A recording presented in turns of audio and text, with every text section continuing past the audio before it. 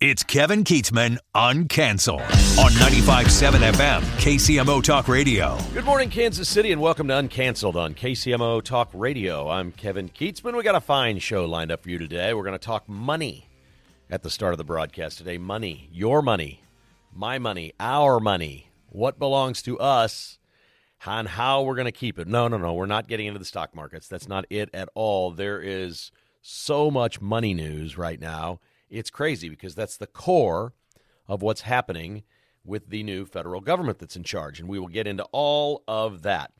We've also got some talking points from leftists in the media trying to downplay the violence against Tesla dealerships. We'll spend some time talking about that. Our good friend Patrick Tuohy has authored a piece at the showmeinstitute.org website against all this millions and millions of dollars of spending to bring the World Cup to Kansas City. We'll get into that a little bit, and we'll talk some college basketball as Kansas escapes one last night against Central Florida.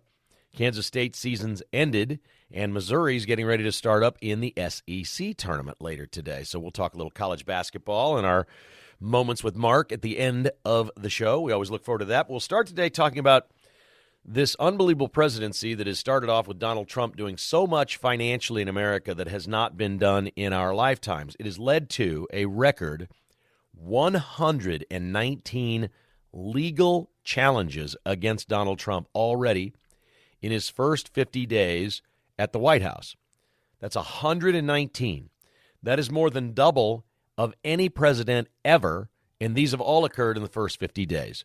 It is an all-out panic by the government institutions that have become embedded in our society over the last few decades, entrenched, the deep state, if you will, their unrelenting quest to hang on to power and not be completely dismantled.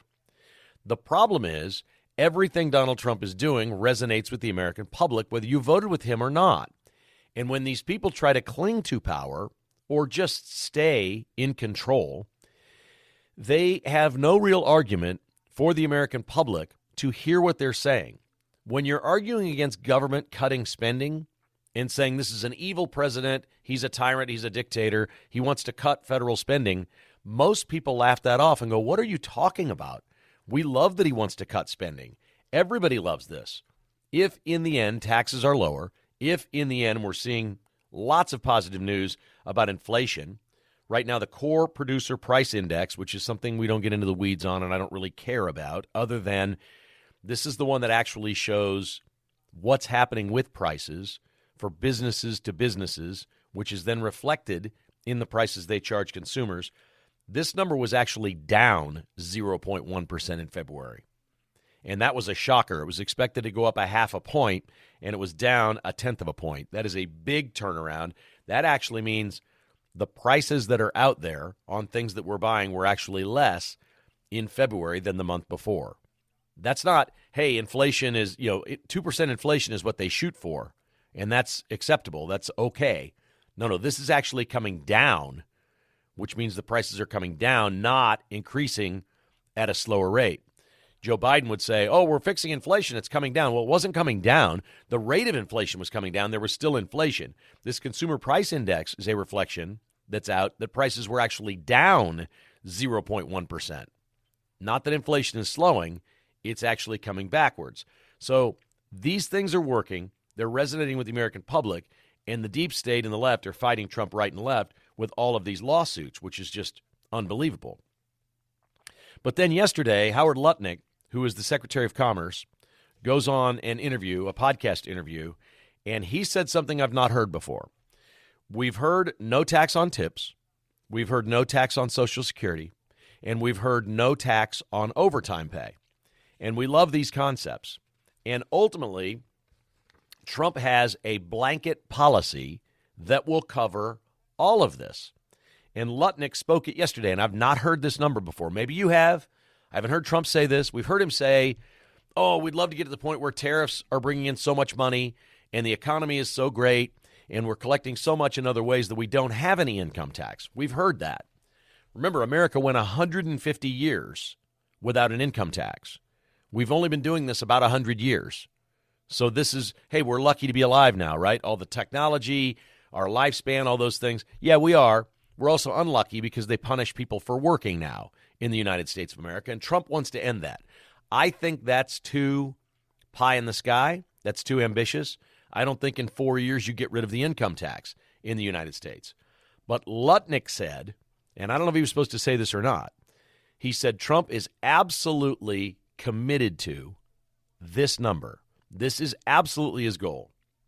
Households making under $150,000 in the United States, no taxes. That's his goal. That covers the no tax on tips. That covers no tax on Social Security. That likely, for most people, will cover no tax on overtime. It just is a blanket, and it says anybody that's doing this. The median household income in the United States is $66,000. Okay? That sounds like we're not doing well.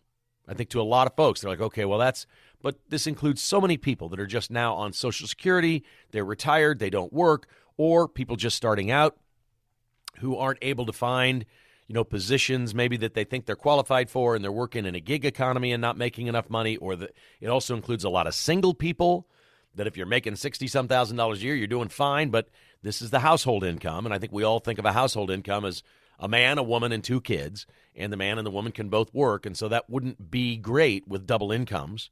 I think we all see that number. But Trump's raising the bar, and he's saying $150,000 or less, they want to get to a point where there's no income tax. The sheer number of that's 40% of the revenue we're bringing in through taxes. So the money that comes in through taxes from the federal government, 40% of that comes from that salary range, those people. So you can see that the majority of taxes come in for people making more than that. So if Trump can cut spending, theoretically, in half, you might be able to accomplish this. You might be able to go and pass a bill that says we're not going to tax any of these people. Then what happens to the electorate in the United States?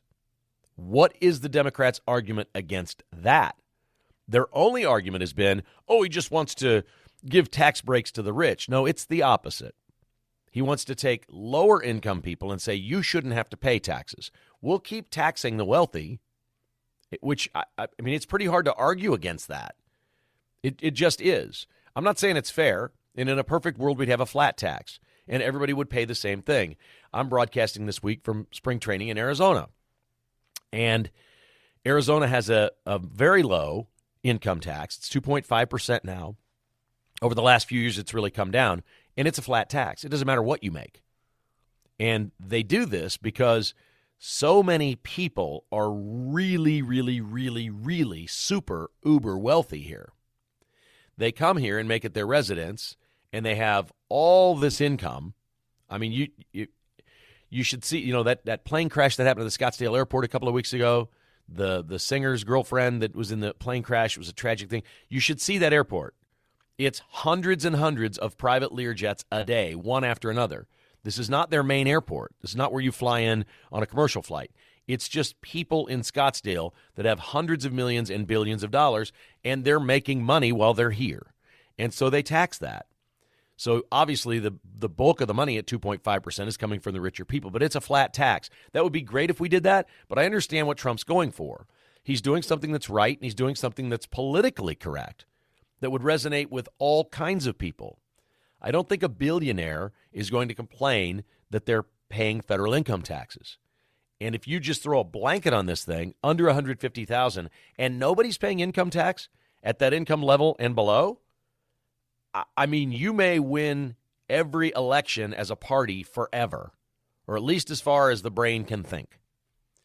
It's a phenomenal idea, and when I heard Lutnick say it, I'd not heard it before.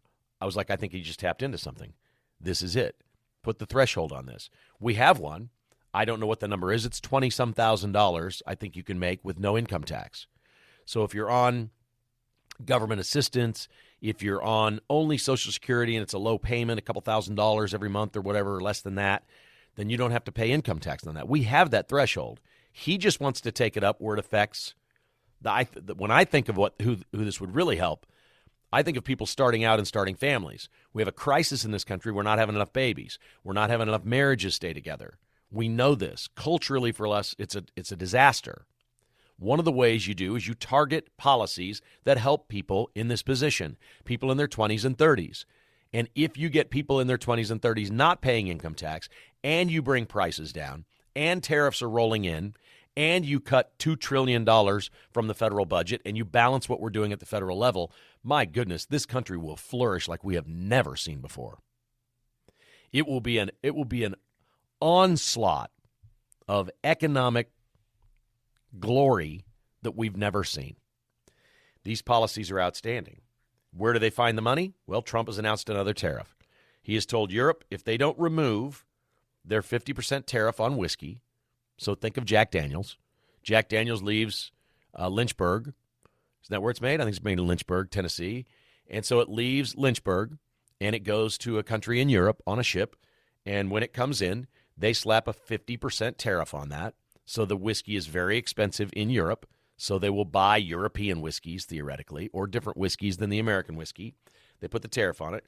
If they don't remove this from whiskey, Trump says he's going to implement a 200% tariff on wine, champagne, and all alcoholic products coming from the European Union.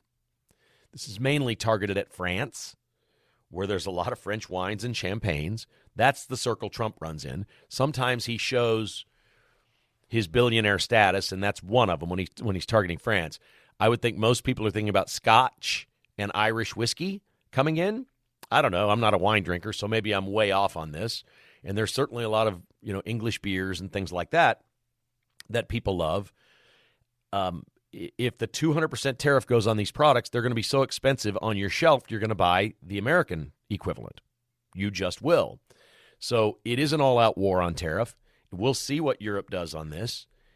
And I'm kind of torn. The more Trump does this, he's obviously making the tariffs go away and making things, I guess, cheaper for us, but it's not going to bring in the revenue he's talking about. So he's got a twofold thing he's doing. He's bringing prices down, and he's trying to raise revenue through tariffs. I think it'll work. I've said it many times. America is such an economic engine and machine, this should work. If you're going to get in a tariff game against all these countries, it should work. You should win these battles.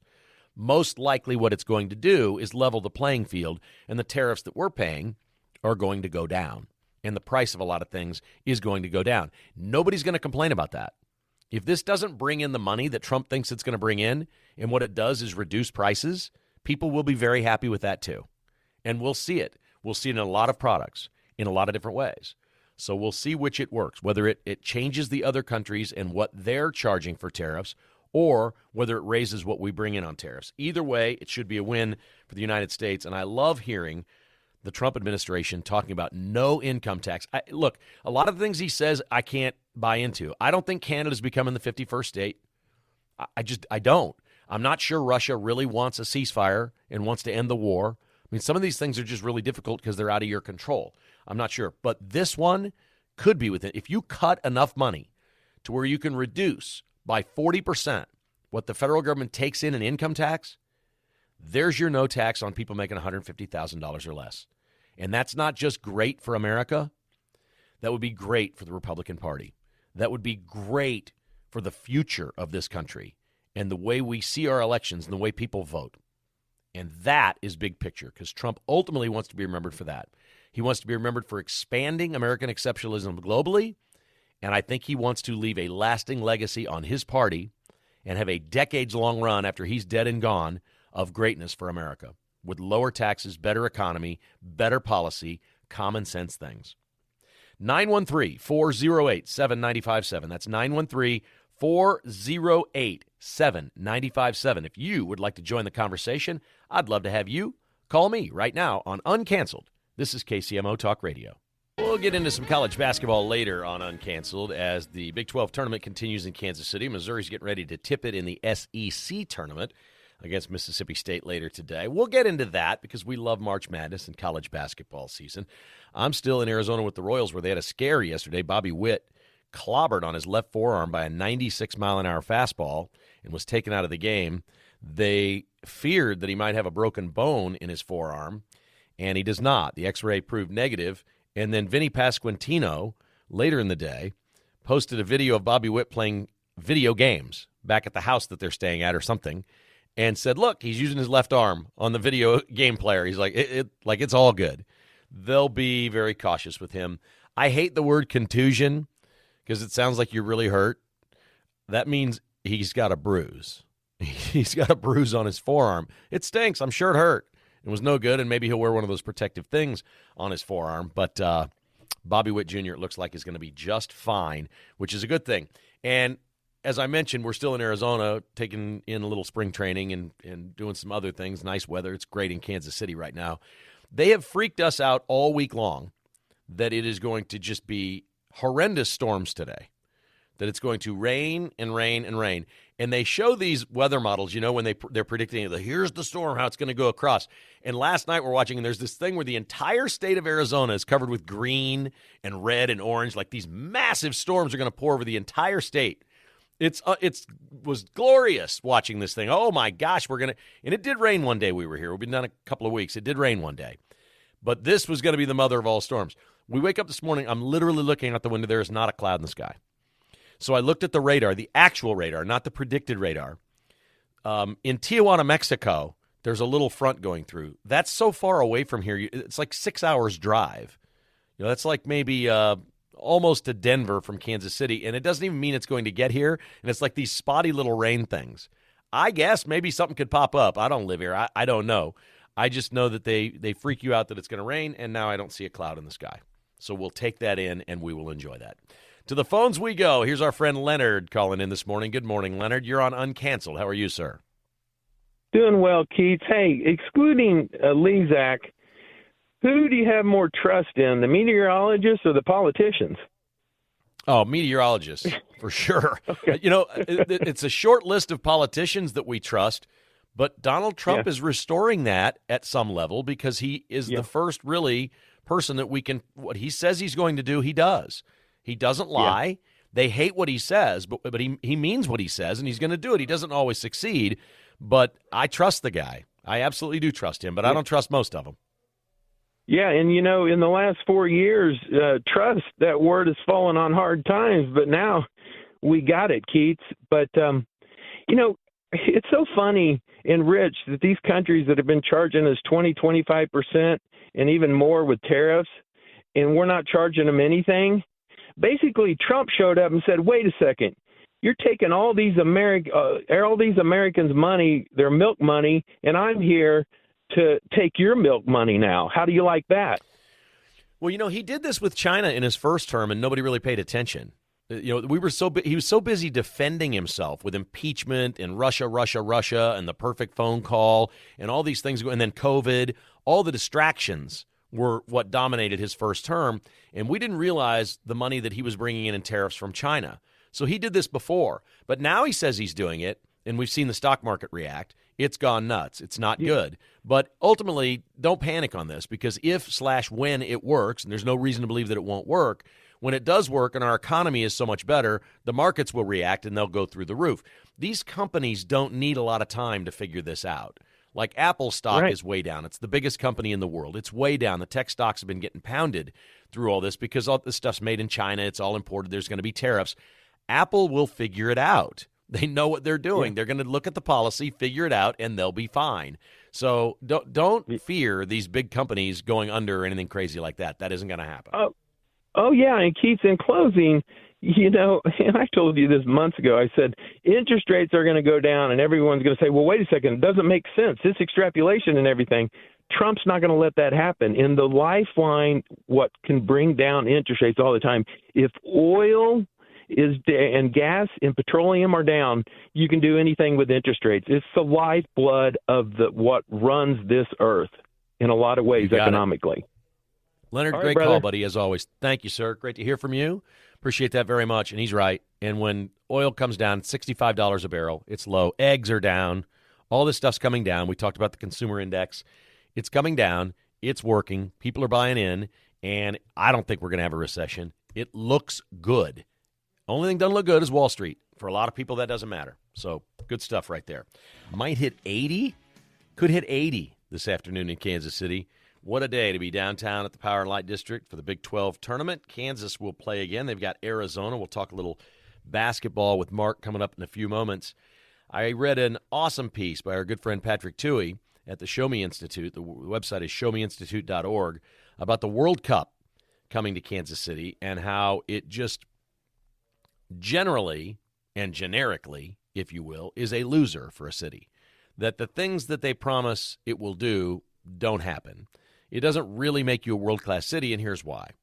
Where was the World Cup last time? Like, walk around the streets of Kansas City and ask everybody, where was the World Cup last time? And nobody can tell you. I mean, unless they're a dyed-in-the-wool soccer fan, they can't tell you. He writes that in 2002, South Korea and Japan spent over $4 billion. That's 23 years ago. So that's like $6 or $7 billion now to bring the World Cup.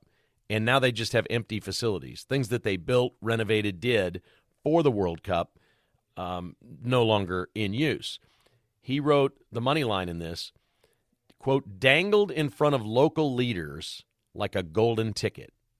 Like FIFA and the World Cup dangle this in front of local leaders like a golden ticket. It is not.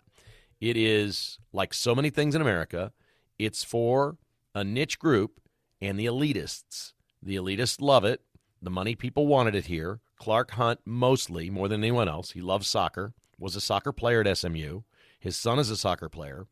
They have ownership stakes in soccer clubs around the world. And he owns, I think they still own the MLS team in Dallas, or at least a piece of it. So soccer's their thing, and if he can leverage his power, because he's the one guy that will not lose money on the World Cup. I promise you the Chiefs will not lose money on this. They're the only one. They're the only sure bet in Kansas City on the World Cup is Clark Hunt will not lose money.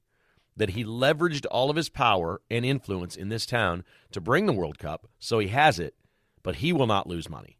That's the only guarantee. So that was the only thing missing from Patrick Tuohy's piece was a little footnote at the end. Oh, don't worry, Kansas City taxpayers will lose a lot of money here. We're getting the shaft, but Clark Hunt won't. There's no way he's going to lose money. He may only break even, but he's not going to lose $1 on the World Cup. He won't. We will.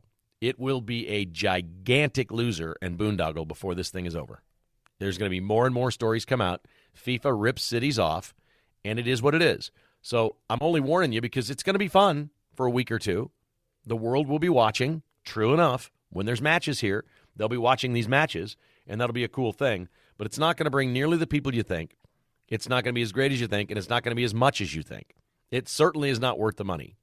If what we want to do is stick our chest out and say, we're Kansas City, we have the World Cup, and Donald Trump apparently is jumping all in on this thing because it's 250th anniversary of America. He's going to be doing all these things in the heartland. He's apparently the big celebration is going to be in Iowa. He's in on the World Cup. So it's not that there won't be hype and there won't be some stuff around it. It will. It just doesn't last very long.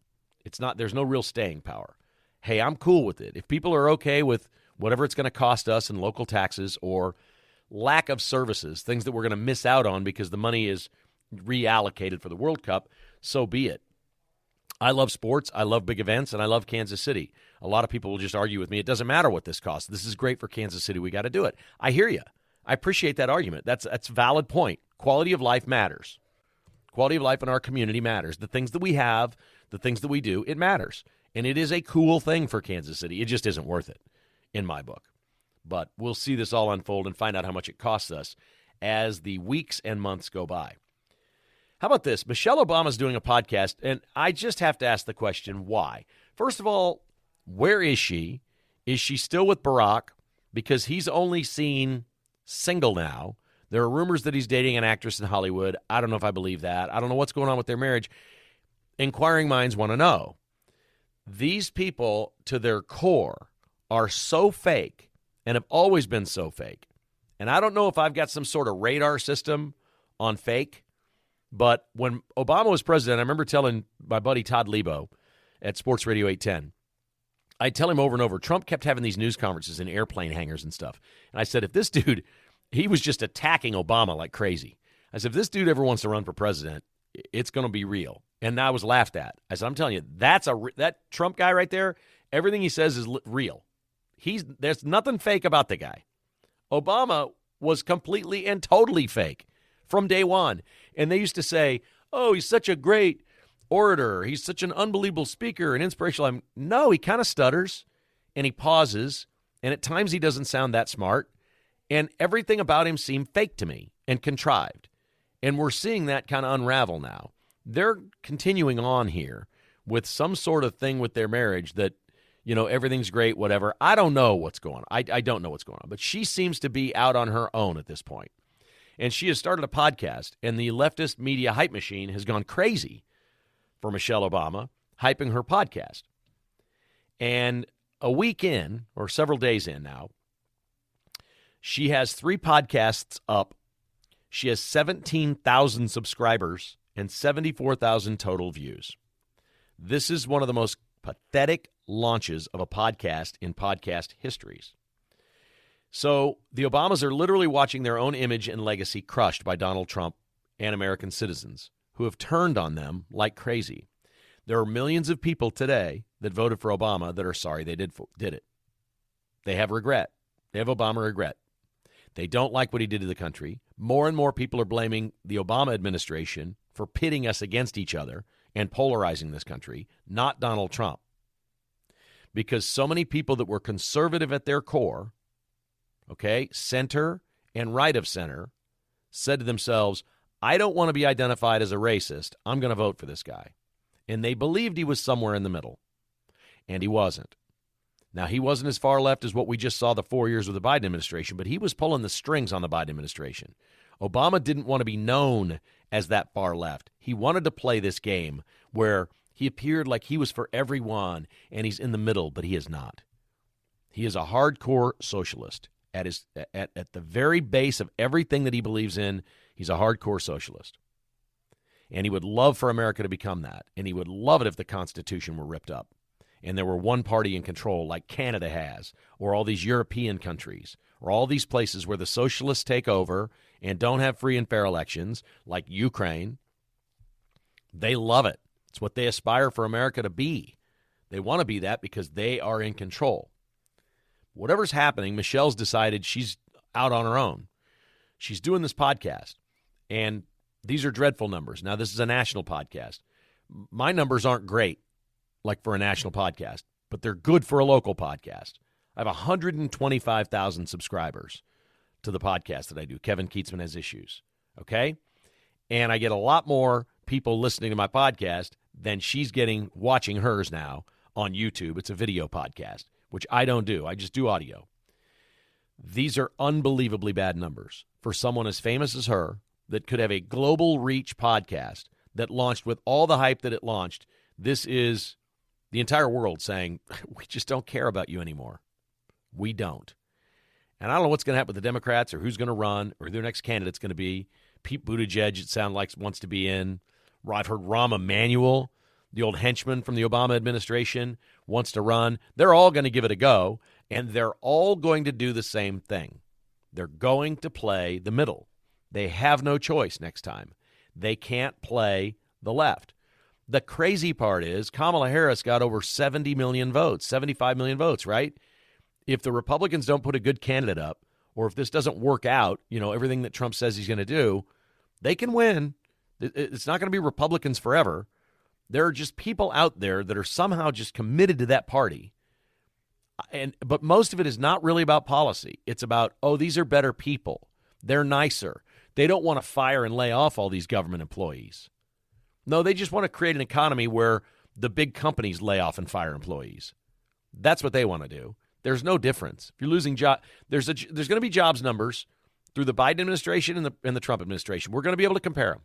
Who created more jobs? That'll be an easy comparison. It doesn't matter whether they're government or private sector, ultimately, but you got to get that across to voters.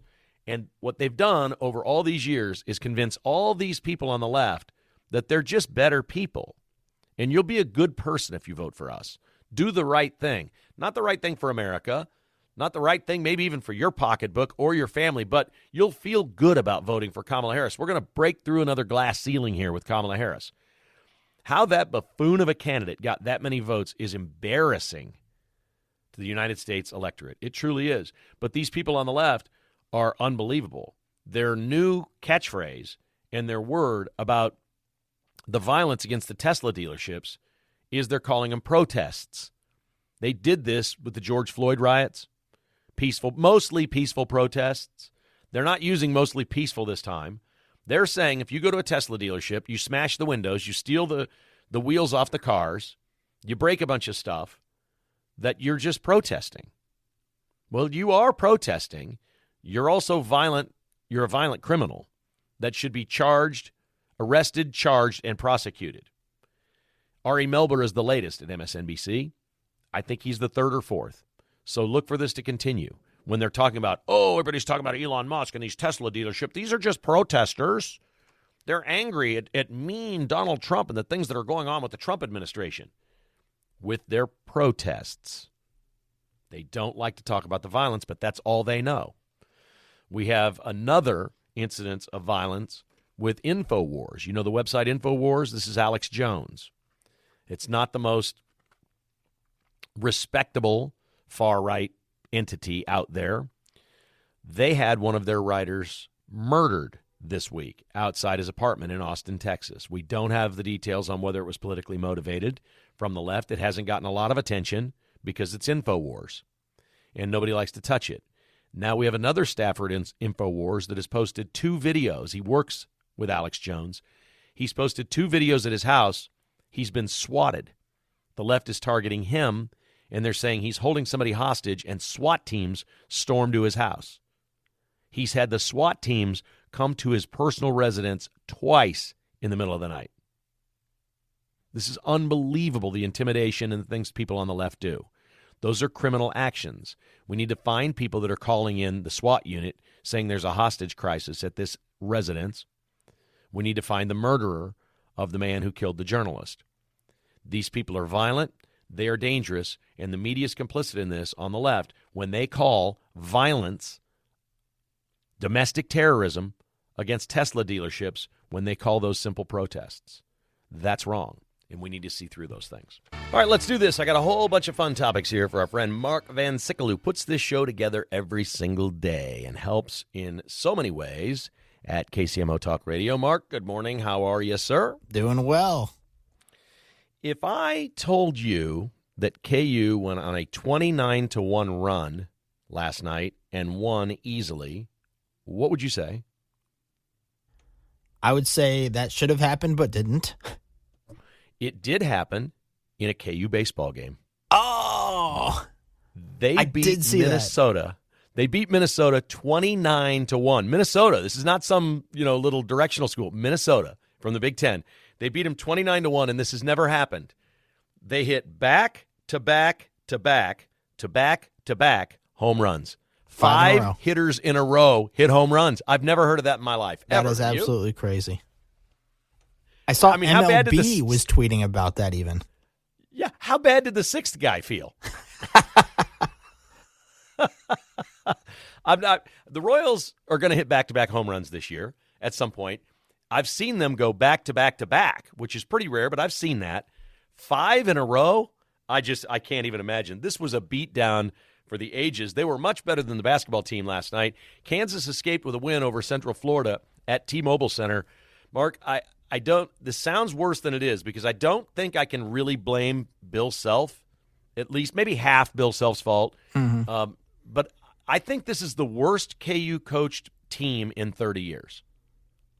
They just lose their minds and do the stupidest things. Yeah, down the stretch of games, I don't understand what's happening with this team. It happens almost every game when it's close.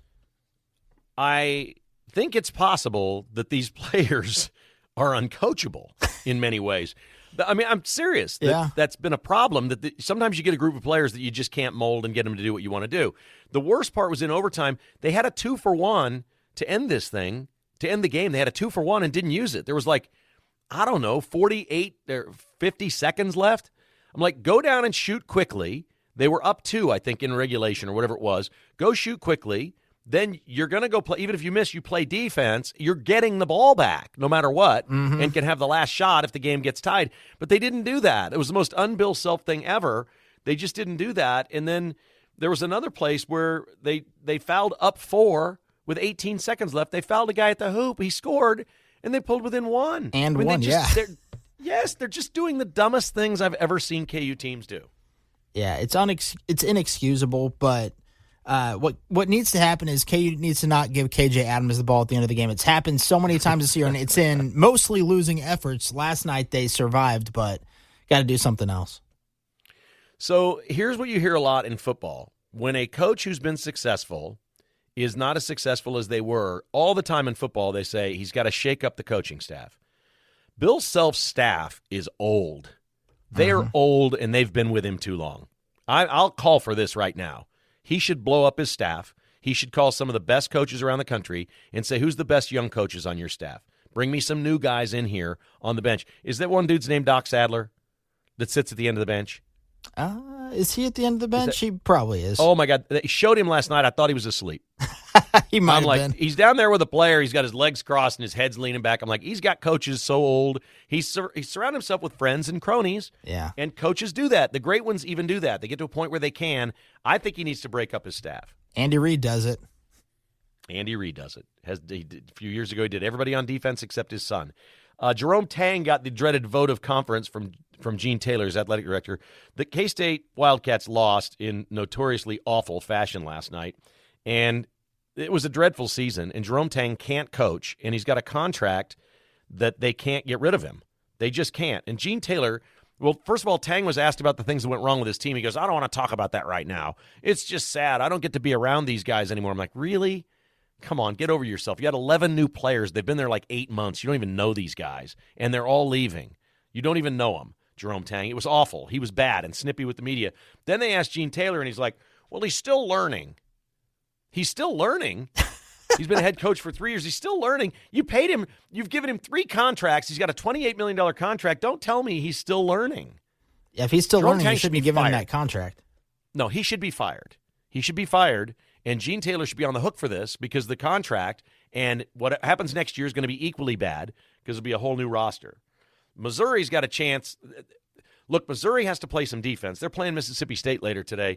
What happened to their defense, Mark? They're not stopping anybody. How did this happen? They were really good, and now they can't stop anyone. They're just going to have to outscore people now. It's going to be tough. I mean, I hate being negative, but this isn't the most fun college basketball season we've ever had. It's not. It's not like being Colin Morikawa's caddy. Yesterday, on the final practice day at the TPC Sawgrass, they go to the famous Island Green 17th hole. They let their caddies hit a shot. Dude hit a hole-in-one. His name is J.J. Jakovic. Way to go. What a celebration.